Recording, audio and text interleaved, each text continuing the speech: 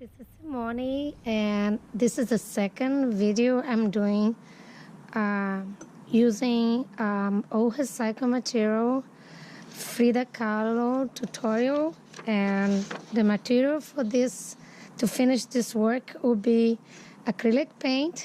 I have all kind of different ones. I always get in Michael.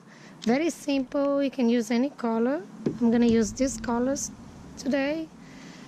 And I'm gonna use acrylic.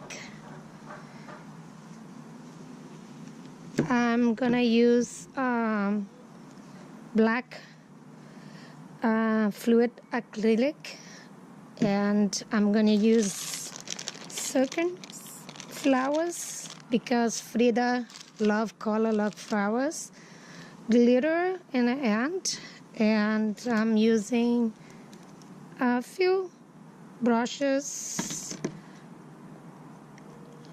gel medium, different dimension paint for the flowers, and also this one, and embellishment that I did myself using silicone. I will teach this one how to do in the next video. So here's the list.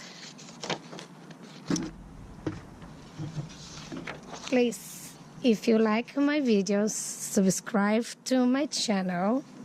Send me email to Pet Artist Diva.